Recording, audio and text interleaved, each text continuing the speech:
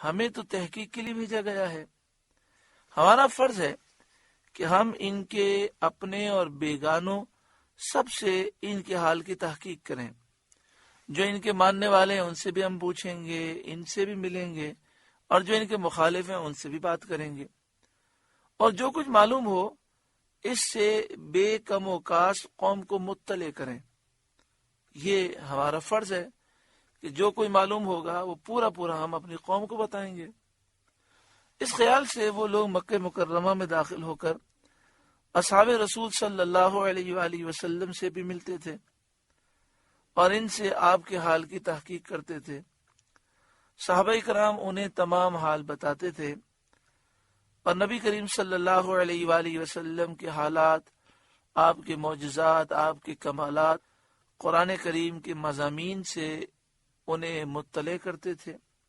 تو جب یہ قاصد مسلمانوں سے پوچھتے کہ تمہارے رب نے کیا اتارا، قالوا خیرا، وہ کہتے اللہ تعالیٰ نے خیر کو نازل کیا، یعنی وہ قرآن جس میں خیر ہی خیر ہے. للذین احسنوا فی ہذہ الدنیا حسنہ، جنہوں نے اس دنیا میں بھلائی کی ان کے لیے بھلائی ہے، یعنی جو اس دنیا میں ایمان لائے اور نیک اعمال کیے ان کے لیے حیات طیبہ ہے، چین اور سکون والی زندگی ہے. ان کے لیے فتح، کامیابی اور وسیع رزق اور کئی نعمتیں ہیں. وَلَدَارُ الْآخِرَةِ خَيْرٌ، اور بے شک پچھلا گھر سب سے بہتر، ان کے لیے آخرت میں اللہ نے جو جنت تیار کی ہے وہ سب سے بہتر ہے. وَلَنِعْمَ دَارُ الْمُتَّقِينَ، اور ضرور کیا ہی اچھا گھر پرہیزگاروں کا، یعنی آخرت میں جو ان کے لیے گھر ہے پرہیزگاروں کے لیے وہ بہت ہی اچھا ہے. جنات عدن یدخلونها تجری من تحتها الانہار، بسنے کے باغات جن میں جائیں گے ان کے نیچے نہریں رواں ہیں. لہم فیہا ما یشاؤون، انہیں وہاں ملے گا جو چاہیں. ہمیشہ رہنے کے باغات ہیں جن کے نیچے نہریں رواں دواں ہیں. وہ وہاں جو چاہیں گے انہیں وہاں وہ چیز مل جائے گی. اور یہ بات جنت کے سوا کسی کو کہیں بھی حاصل نہیں. دنیا میں پوری دنیا کا بادشاہ بھی ہو، وہ جو چاہے اسے مل جائے، یہ دنیا میں ممکن نہیں ہے. انسان کتنی خواہشات کرتا ہے، ہر خواہش اس کی پوری نہیں ہوتی، لیکن جنت وہ واحد مقام ہے جو چاہیں گے اللہ تعالیٰ عطا فرمائے گا. کذالک یجزی اللہ المتقین، اللہ ایسا ہی صلہ دیتا ہے پرہیزگاروں کو.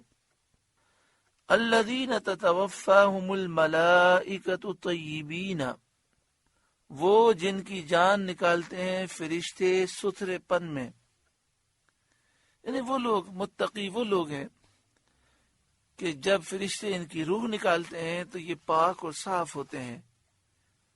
اللہ ہمیں بھی ان لوگوں میں شامل فرمائے. متقی وہ لوگ ہیں جب دنیا سے جاتے ہیں تو شرک سے، کفر سے پاک ہوتے ہیں.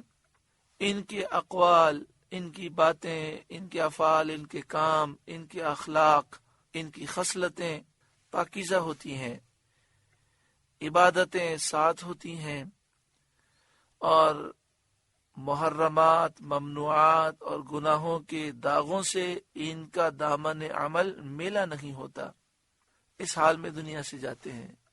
کتنے خوش نصیب ہیں وہ لوگ کہ جب ان کا خاتمہ ہو تو ایمان بھی ساتھ ہو، کفر و شرک سے بھی وہ پاک ہوں، ان کے اقوال، افعال، اخلاق، عادتیں سب پاکیزہ ہوں، نیکیاں ان کے ساتھ ہوں، اور گناہوں سے ان کا دامن عمل میلا نہ ہو.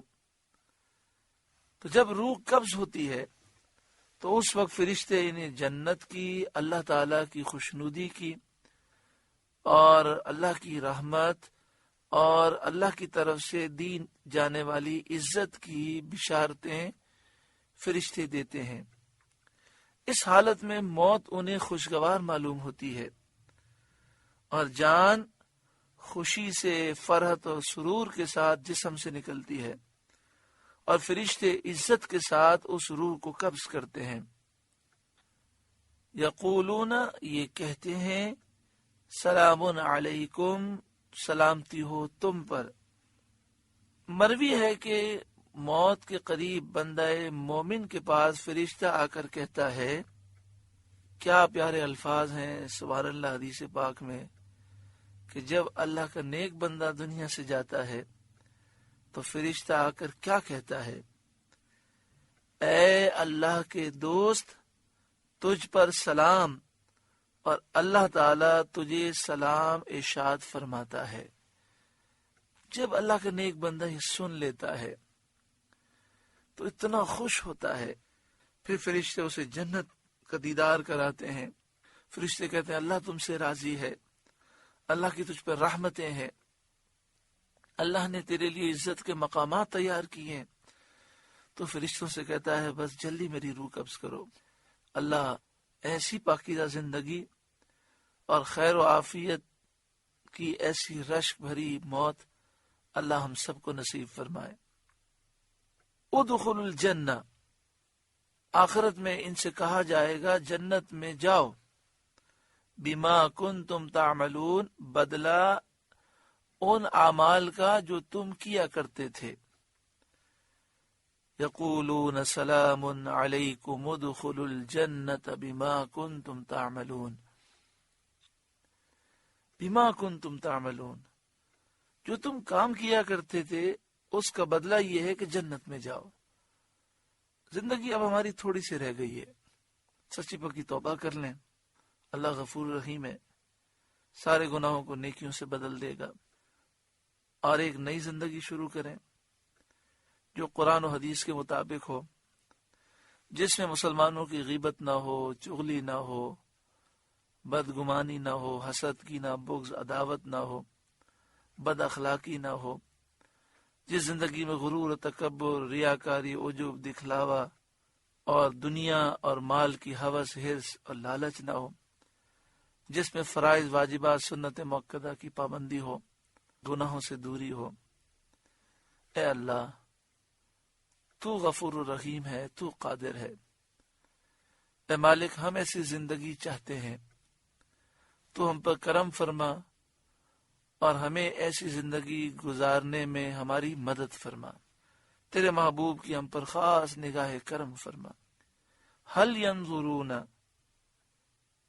کاہے کے انتظار میں ہے، یہ کفار کیوں ایمان نہیں لاتے، کس چیز کے انتظار میں ہے؟ الا ان تأتیہم الملائکۃ، مگر اس کے کہ فرشتے ان پر آئیں ان کی روحیں قبض کرنے کے لیے، او یأتی امر ربک، یا تمہارے رب کا عذاب آئے دنیا میں یا قیامت کے دن۔ یہ ایمان کب لائیں گے؟ اس وقت جب ان کی روح نکالی جا رہی ہوگی، جب اللہ تعالیٰ کا عذاب نازل ہوگا، جب قیامت کے میدان میں ذلیل و رسوا ہوں گے، تو اس وقت ایمان لانا انہیں فائدہ نہیں دے گا۔ کذالک فعل الذین من قبلہم، ان سے پہلے لوگوں نے بھی ایسا ہی کیا، یعنی پہلی امتوں کے کفار نے بھی ایسا ہی کیا کہ وہ کفر پر اور انبیاء کو جھٹلانے پر قائم رہے۔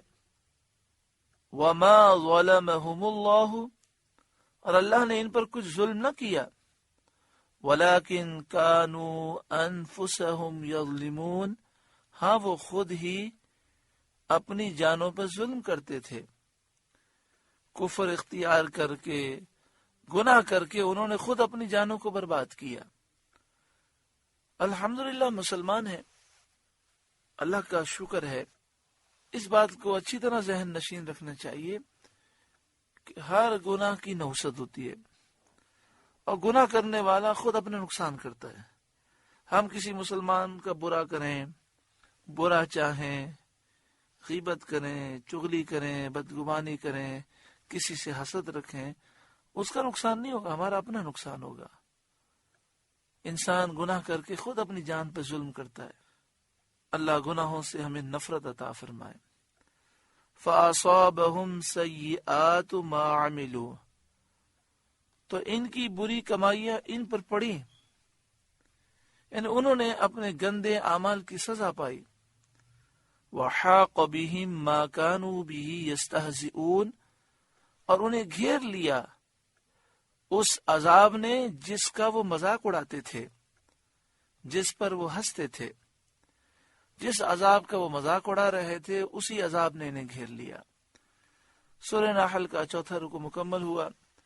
اللہ تعالی ہمیں سچی پکی توبہ نصیب فرمائے اور نور قرآن پاک سے روشن منور فرمائے۔